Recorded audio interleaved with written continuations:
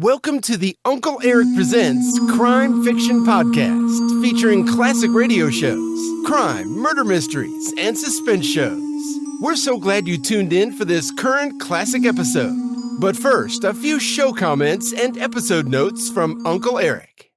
Welcome back, folks, to yet another drama-packed episode from the Uncle Erich Presents Classic Radio Series. I'm so very glad you tuned in again, and I'm really hoping you're enjoying Uncle Erich's podcast. Today, we make another visit to the crime club. This episode is titled, The Corpse Wore a Wig. This one's a real thriller. The narrator of this story, played by Barry Thomson, is the curator of the crime club library.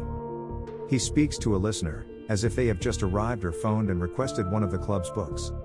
And the story begins to unfold. Crime Club is brought to you by our friends at boomerflix.com. At boomerflix.com, you can watch thousands of the old classic television shows, classic movies, and classic cartoons you grew up with. If you're a fan of the old classic TV shows and movies, you should give boomerflix.com a visit. Also, I urge you to visit UncleErich.com to see and listen to all the radio program categories and episodes.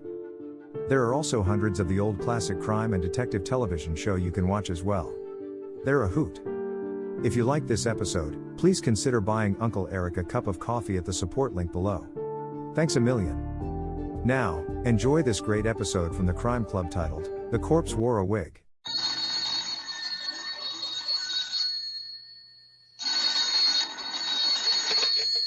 Hello, I hope I haven't kept you waiting.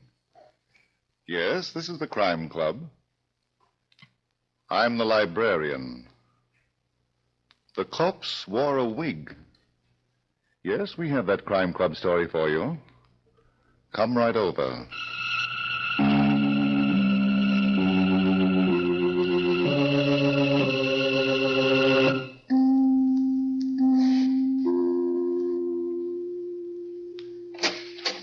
Ah, you're here. Good. Take the easy chair by the window. Comfortable? The book is on this shelf. Here it is, The Corpse Wore a Wig, by George Bagby. The very intriguing story of a method of dying that was as deadly as murder. Let's look at it under the reading lamp. It was a few minutes before noon, and Inspector Schmidt was already having his troubles in his office at New York City's police headquarters. As a matter of fact, he was having his hands full, rubbing his aching feet. And oh, how they ached. Oh.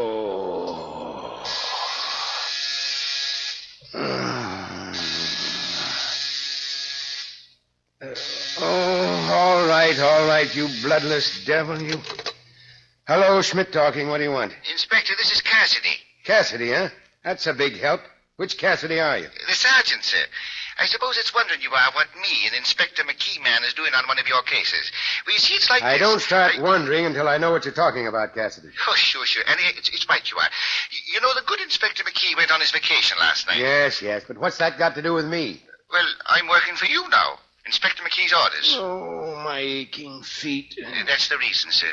Well, I'm down here in the coroner's autopsy room. You know that suicide cadaver that was brought in this morning? I had him brought in. That's Dr. Jeremy Bullock. I wanted an autopsy done. It's been done. And it was no suicide, Inspector. What? Clear and simple. An open and shut case of murder. Let me talk to the coroner. Well, he just left a few minutes ago. He got a call to go out on another killing. And he asked me Stay where you are. I'll be down as soon as I get my shoes on and learn to walk again.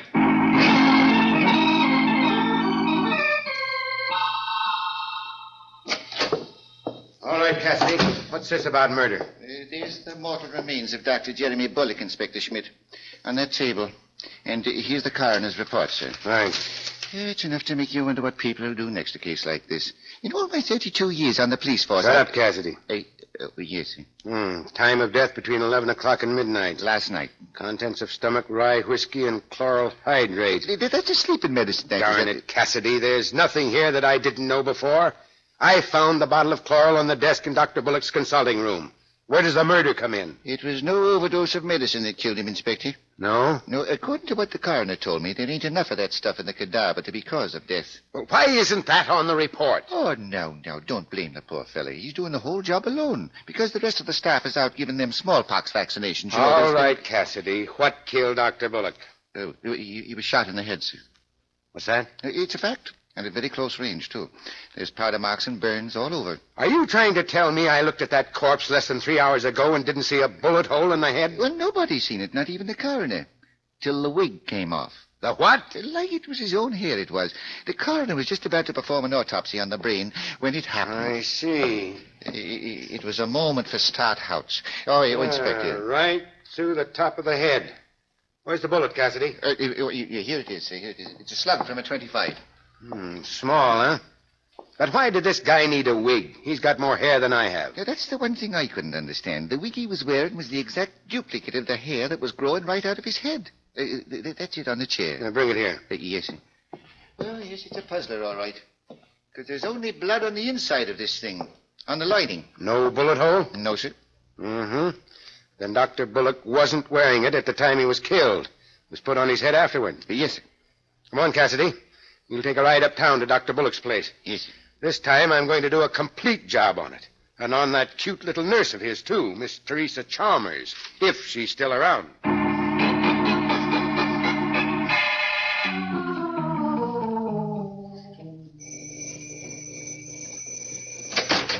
Yes, I heard you the first time. What do you want? Who are you? I beg your pardon. You always lead with that tone of voice? I sometimes lead with my left. I'm Inspector Schmidt, police headquarters. But please. Oh, my goodness. Well, come right in. I didn't mean to be brusque. But there's so much to do here. Yeah. So much. Oh, dear. I suppose this character with you is a policeman, too. Why, listen, you... Hold it, Cassidy. But he called me a character, Inspector. This terrible day, this dreadful day. What are you doing here? I'm Spencer Talcott, scalp specialist. My salon is just around the corner from here, one flight up. I give treatments for every known variety of scalp disorder. I also give beauty treatments, hair waving, rinses of every description. My salon is the byword. Have you got a card?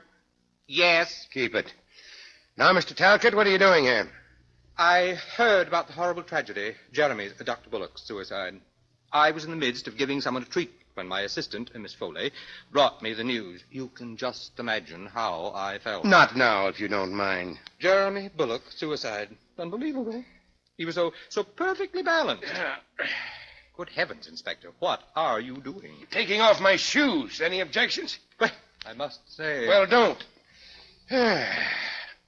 So you're a scalp specialist, huh? What do you know about wigs? Wigs? Are you talking to me? I hope so. I don't know anything about wigs. My job is to do everything I can to avoid them for my clients. I am a scientist. Yeah. Where's the girl? Would you be crudely referring to Dr. Bullock's nurse? Where is she, Talcott? Oh, well, you don't have to shout, Inspector. Miss Chalmers is resting in Dr. Bullock's living quarters. The shock of her employer's unexpected death, I'm afraid. Tell her to come in here.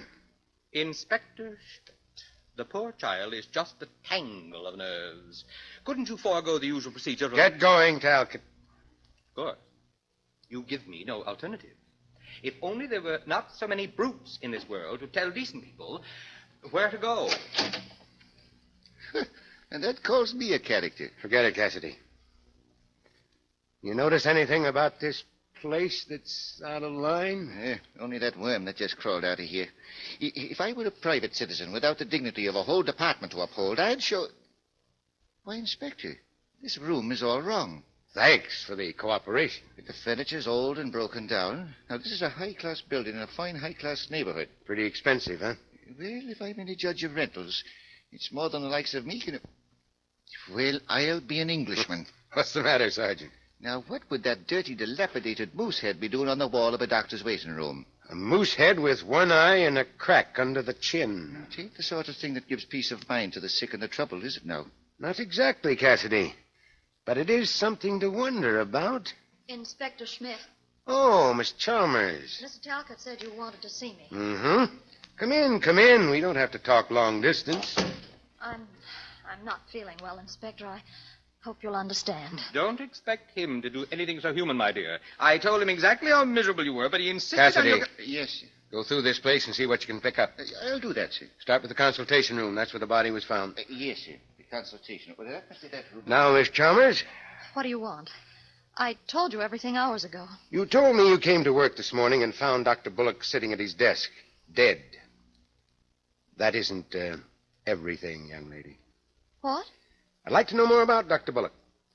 Why a sloppy waiting room like this, and why that moose head? I don't know, Inspector. How long have you been his nurse? 6 months. What kind of people came into this dump of an office? All kinds. What are you getting at? Miss Chalmers, I've been a policeman too long not to recognize a phony setup. You saw nothing wrong with it this morning. Bright girl. I wasn't looking for the same kind of evidence. The same kind... Inspector, Yes, you're catching on fast. Jeremy Bullock didn't commit suicide. I knew it. He took an overdose of that chloral hydrate by mistake. I knew he wouldn't kill himself. You're so right. He was murdered. Murdered? Murder? You take second money, Talcott. What of all the ridiculous, utterly Now fantastic... go back to your stall. What you won't think of next, you policeman. Good heavens. Go back, Talcott, or I'll have Cassidy give you a scalp treatment. Oh, good gracious. Please. I don't believe it. It can't be true. Somebody dropped enough chloral hydrate into some rye whiskey to put Dr. Bullock to sleep, and then shot him in the head. In the head. Oh, I know this is a trick. You're only fishing. The top of the head, Miss Chalmers. Did you ever see this wig before? No. And what's more... Wait a minute. Yeah?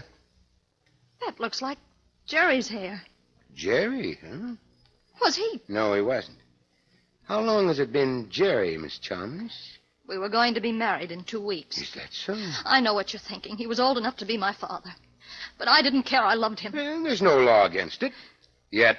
Inspector, was Jerry really murdered? Would you like to see his body again? Talcott. She killed him. Kate Foley killed him. Kate, my assistant? Well, you must be out of your mind. She threatened him. She was here yesterday screaming bloody murder because he was going to marry me. Don't stop, Miss Chalmers. This is becoming very interesting. She said she'd kill me, too. That jealous lunatic. She had no claim on Jerry. He never promised to marry her. How do you know? Well, suppose he did and he changed his mind. He didn't love her. That's no reason to be murdered. Yeah.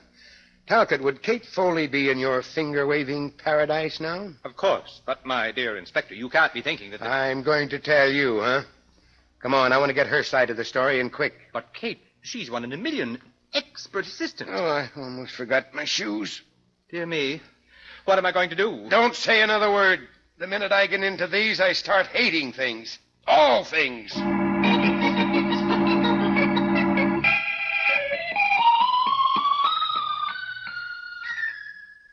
Kate. Oh, Catherine!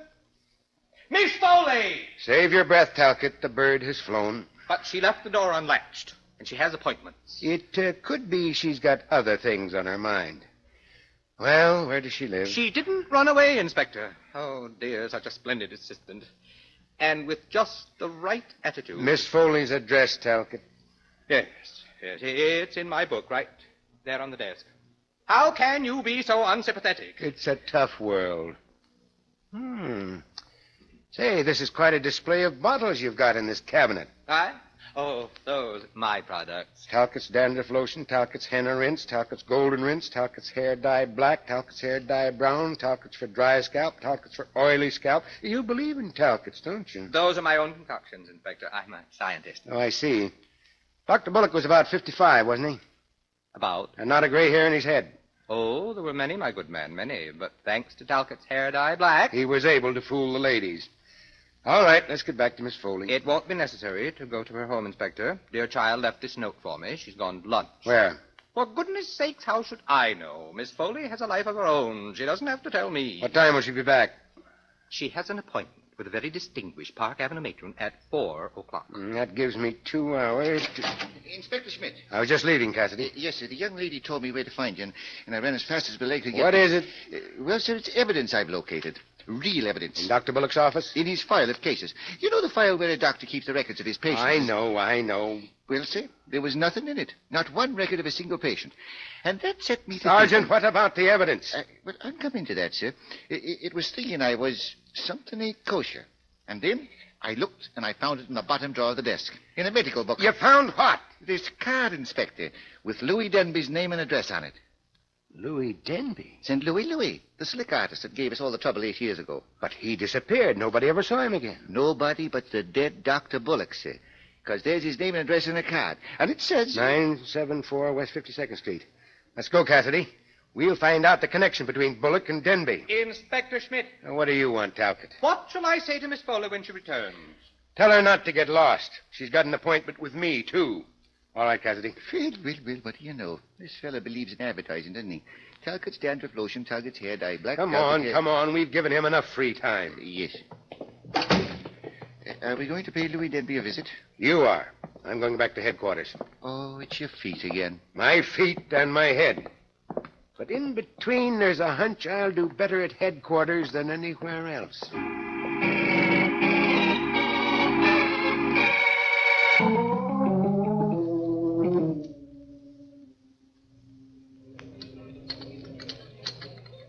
Are you having a good lunch, Kate?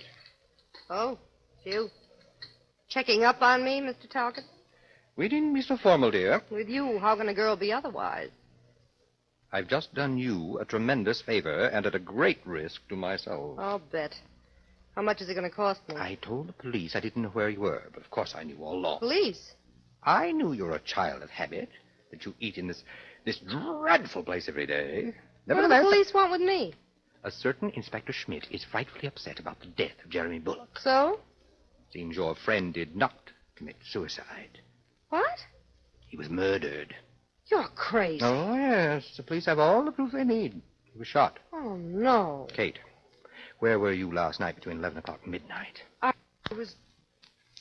Say, who appointed you chief constable of Madison Avenue? The police are going to ask you the same question, dear. Yeah, why? Inspector Schmidt knows that you threatened to kill Jeremy. Did I? When? Yesterday afternoon. He was mad as a hatter because Jeremy threw you over for Tracer. Oh, so that's it. Isn't funny, Kate? If anything should happen to you... It won't. I wouldn't know where to look for another assistant. Have some coffee, Spencer, and I'll tell you the story of my life. Oh, you don't have to. Oh, but I do. Jeremy Bullock never meant any more to me than you did. Now, look here, Catherine. Nothing personal. He was a guy I went out with a few times. I went out with you, too, didn't I? Sure, but did we ever talk of getting married? Well, not the marrying kind. Neither was he. He liked women, but too many of them. Oh, dear, it gets more and more and more complicated. Why did Teresa tell Inspector Schmidt? Oh, so that's where he got it, huh? Naturally, didn't you know? No, my pudgy little lamb. I thought it was from one of the other 2,000. Well, goodbye for now. Where are you going? To choke somebody with a wagging tongue. But, Catherine, you didn't have your coffee. Oh, dear. I wonder if she put too much sugar in it.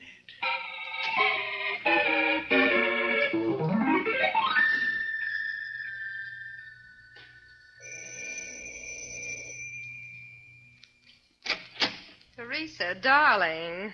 Kate, So you're still holding down the fort. You're not in the payroll anymore, honey. you can't come in here. Prove it. I used to be wrestling champ of the finger waving league. Nobody ever beat me. What do you want? A heart-to-heart talk. And yours better be wide open or I'll stop it for good. You're going to kill me. Well, that's up to you. Why did you tell the police I threatened to kill Jerry? Because you did. You said that if he married me... I know what I said, but why did you tell the police? What did you expect me to do? Jerry was murdered. So right away you set me up for the frying pan. You robbed me of the only man I ever loved. Oh, that's corny, Teresa. I don't care what it is. It's the truth. And I'm not going to see you get away with it. You're not going to see anything, honey, unless you start telling the whole truth. Kate. I've put a lot of curls in hair in my time. I wouldn't like to put one in your neck. Help. Help! You little fool. What are you trying to do, start a riot? Say when, and I'll let you breathe again. You've got a lot of talking to do, and you're not doing me any good yelping into my hand. All right. But don't try to catch any more flies. You almost smothered me. Almost never counts. Well, shall we talk now? If there's When any... I came in here last night at 10 o'clock, you ran into the examination room and locked yourself in. I didn't want another scene with you. That's not what Jerry told me. Huh? He said you were crying. That's not so. He also told me that you and he were in the midst of a terrible bust. What? He wasn't going to marry you. Now, see here, Kate, if you're making this When up... I left at 10:15, you were still in the examination room where Jerry kept all his medicines and drugs. He never had chloral hydrate. Who's going to believe you? But I... It doesn't pay to talk out of turn, does it, Teresa? I left a few minutes after you did. Good for you, but who saw you? Why, the... No, you're wrong, honey. There was no night watch in this building last night. No doorman. You can't prove I was here last night, Kate. That's right. And if you say anything about it, I'll deny it. It'll be your word against mine. That's what it is now. About my threat to kill Jerry and about everything else. Now, what were you crying about last night? It's none of your business. Oh, please don't be cute. I've been around a long time. That's too bad. And I knew Jerry before you did. He told you last night that he never intended to marry you. Shall I go on? I can't stop you. He also told you that he was using you to get rid of me. What? But... I'm a veteran of the same dirty war that licked you. Jerry used that stunt on me to get rid of a previous commitment. Oh. So we're two of a kind. You fight for your life, and I'll fight for mine. Maybe, if we say the right things to the right people, we'll both live to a ripe old age.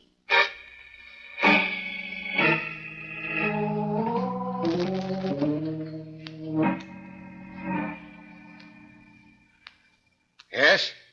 Yes, Captain. We'll put some men to work on it right away. Okay. Now get the board to switch me to the toxicologist. Oh, now what? Hello, Inspector Schmidt talking. Sergeant Cassidy at this end, sir. Well, hold it. I'm on the inter-office line. Hello, Dr. Jones. Schmidt. I want a complete story on everything chloral hydrate is used for. Yeah.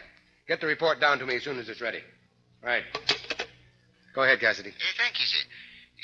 It's bad news, Inspector. You don't say. What is? I'm calling from Louis Denby's place of business. And it's one of the most remarkable enterprises for an old-time crook I've ever seen. What about Louis? He's stretched out in the middle of the floor. What's that? In the showroom, sir. And it was a bullet from a .25 that put an end to his lifelong career of crime. Murdered? Well, I'll be. Yes, Inspector, I felt exactly the same way about it. How do you know it was a .25 that killed him? Well, sir, the bullet went right through his body and packed itself in the wall. He was a very skinny fella. It was a .25 that killed Dr. Bullock, too. Okay, Cassidy, I'll be there in 20 minutes.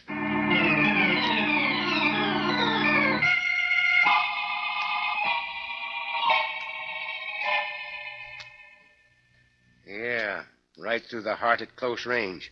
He's been dead around 6 hours. Somebody didn't want Louis to talk, sir. Thanks for telling me.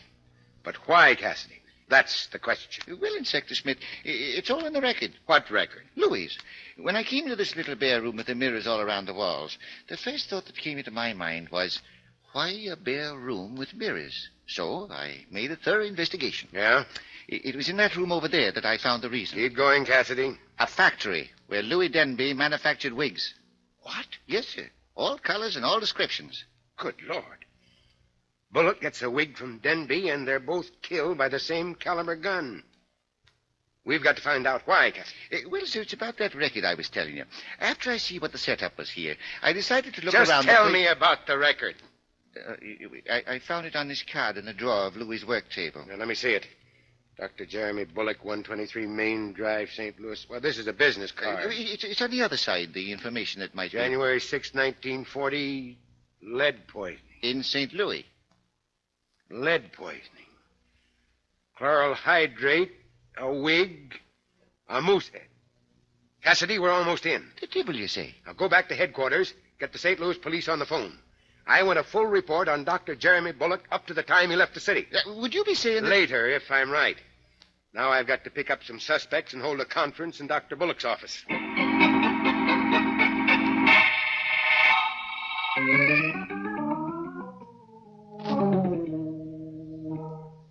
But, Inspector, my goodness, you must try to understand. Sit down, Talcott. You make my feet tired. But you have no right to detain Miss Foley. She has appointments. You're ruining my business. Don't disturb him, Spencer. I like it here. It's almost like a vacation. Miss Foley, how long have you been in New York? All my life, honey. I'm from Brooklyn, and I root for the Giants. Would you call me a traitor? Don't tempt me. How about you, Miss Chalmers? I came here from Philadelphia 2 years ago. You're next, Talcott. Appointments are going to waste, and you dare hold a geography class. How about it? Where did you float in from? I don't float. I'm a native New Yorker. And if you don't stop asking this ridiculous... I'm going to... Shut up. So none of you has ever been in St. Louis, huh? What? And I suppose not one of you ever heard of Louis Denby. Not even you, Miss Chalmers? No. Who is he? A man who knew too much about lead poisoning. What? I know lots of people who know too much about lead poisoning, Inspector, and wish they didn't. Thanks, Miss Foley. Artists and painters. Would you know what usually happens to them? Are you kidding? They lose their hair. They even get bald. But Dr. Bullock didn't get bald, did he? He didn't have lead poisoning, dearie. He did, 7 years ago. He had to have a wig. But Jerry wasn't bald. No, Miss Chalmers, he wasn't. But he was a terrible mess at one time. What did Dr. Bullock keep in that moose head? In that... nothing. Suppose we find out. Do you think this couch will mind if I stand on it? What are you going to do? Find out if this crack under the chin was a result of a fight with another moose or the work of... Holy angels. Spencer, look, there's a door in the darn thing. I'm not going to look. It's too disgusting. Well, what won't Mother Nature think of next? And I'm not going to stay here while a vandal wastes my precious time. Talcott. You have nothing more to say to me, There Inspector. are two blue uniforms out in the hall. And they're very anxious to go for a ride. You've got no right to keep me prisoner. I won't stand for it. Say, Inspector, did that wad of paper come out of that moose head? Surprised, Miss Foley? Well, aren't you? Since when does a moose read newspapers? From St. Louis. And papers 7 years old at that. But there's something else. A list of some of the worst gunmen in New York. What about these, Miss Chalmers? I don't know anything about them. You wouldn't even try to remember, would you? I said I don't know. All right, we'll give you a chance at police headquarters. You're not going to arrest me. I haven't done anything. Oh, no one ever does. Come here, Talcott. What do you want? So you've never been in St. Louis, huh?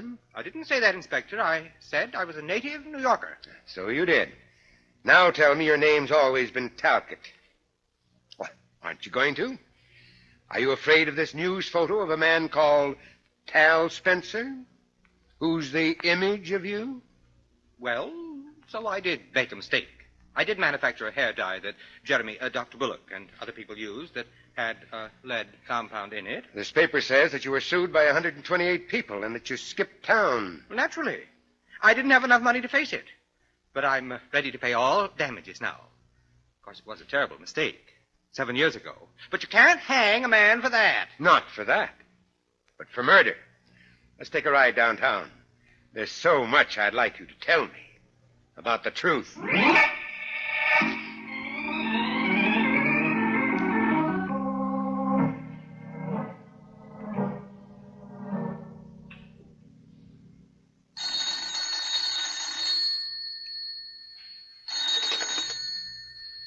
Yes, Schmidt talking. What do you want? Sergeant Cassidy, sir. What? Do you know what time it is? It's exactly 9:42. I'm sorry to be disturbing you at home, but You're sorry. I was giving my feet a hot bath and you dragged me across the living room to the telephone. What for? Well, I'm still down here at headquarters. I just got a teletype report. Dr. Bullock was no doctor.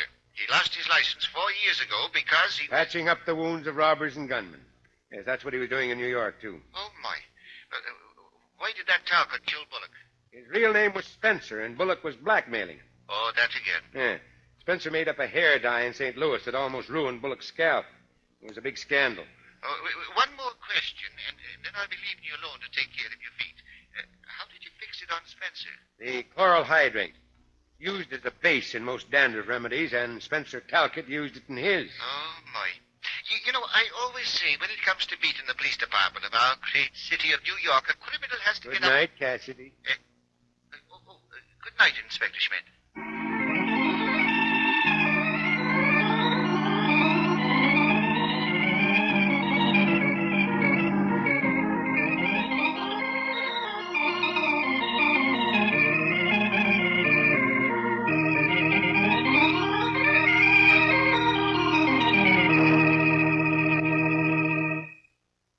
And so closes tonight's Crime Club book, The Corpse Wore a Wig, based on a story by George Bagby. Stedman Coles did the radio adaptation. Roger Bauer produced and directed. Cameron Purdom played Inspector Schmidt. Ted Osborne was heard as Spencer Talcott. Barry Thomson was Cassidy. Elspeth Erich was Kate Foley. And Elaine Kent played Teresa Chalmers. Oh, I beg your pardon. Hello. I hope I haven't kept you waiting. Yes, this is the Crime Club. I'm the librarian. Yes, come over a week from tonight. Good. And we'll look for you next week.